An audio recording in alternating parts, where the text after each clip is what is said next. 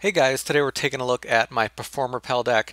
Now, I'm pretty new to this archetype, and this is the first deck I've actually made using Pendulum, so this will be kind of experimental. I'm trying out some things. Hopefully I'll get some advice from people, but again, just kind of a disclaimer, I'm very new to this archetype and new to Pendulum summoning in general. I'm hoping to make this work and try to make it as strong as possible. Performapals seem to be a deck type based around two different things. They're based around attack and defense manipulation, but also Pendulum summoning. Pendulum summoning will be a big part of the deck, and you'll kind of see that in how some of the cards work and what they're aimed at doing. So what we're trying to do is use a lot of the Performapal cards that are already in the game and also support them with pendulums. A lot of the cards for this archetype are currently OCG, so this deck type will kind of develop over time, and at this point it's still very new and needs a lot more cards to make it work more consistently. So first off, we're going to be running 3 Skimmer Skeeter, so a really nice card.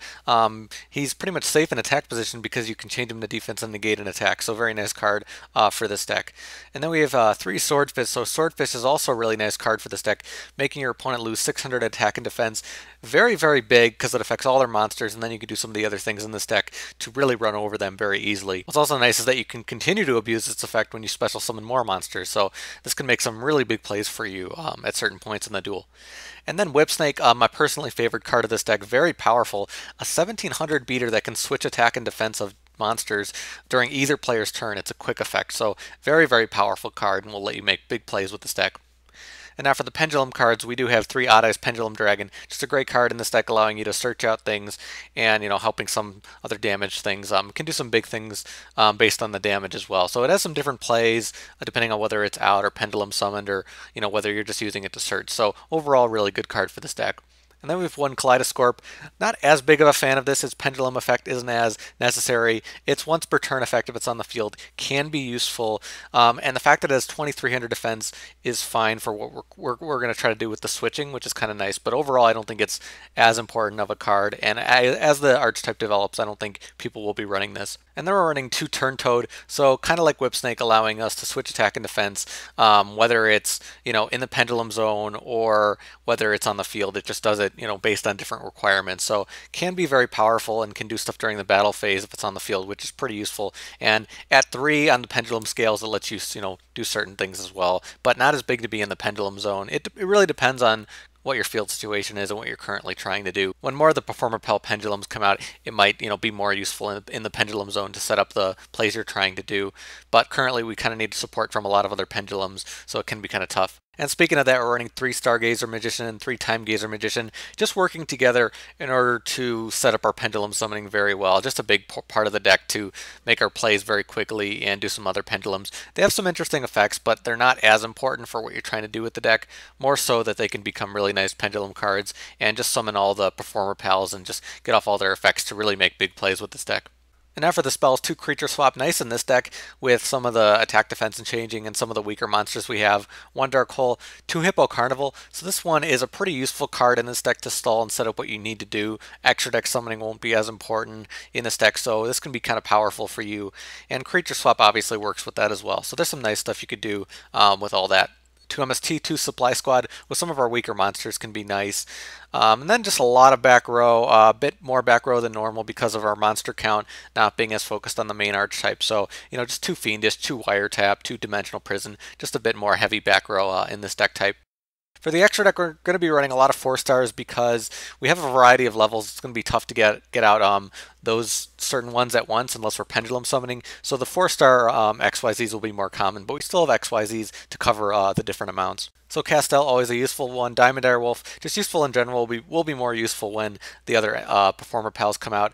Exciton, Gagaga Alucard with, just our few 3 stars, and also Zenmaines we have for our 3 stars. Dracossack and Big Eye we have to cover in case we get 2 Pendulum Dragons out, which could be powerful. Silent Honor, 2 Ragnazero. Ragnazero is more important in this deck than normal because of the attack and defense switch, so it can be very powerful.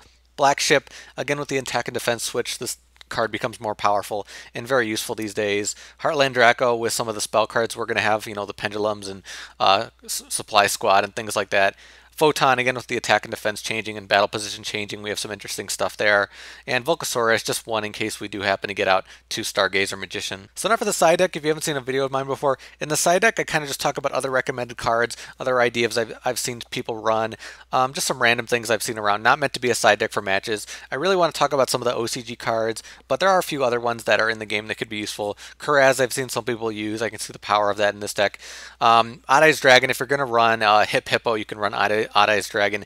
So Hippo, it's more used for a specific kind of type of deck. It doesn't really fit into the Performapals yet. When the Performapals get monsters that actually make sense for this, then it could be a more powerful card. But until then, it's a tech choice, or if you want to run this deck with more level 7s, then it's more of a good card for this deck. Combat Tiger will be more useful for this deck when it comes out.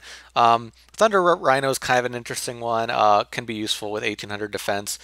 Chirmol has an interesting effect, might be useful for this deck. Silverclaw is going to be really big for this deck, a beater with really good effects for Performapal, so that'll be a good card for this deck. Trampolix is a really interesting card. I'm not really sure if people are going to run it, but I like it.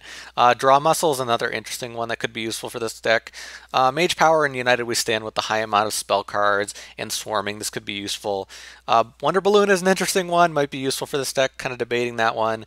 Performance Flash and Performapal Revival, the two OCG traps for this card.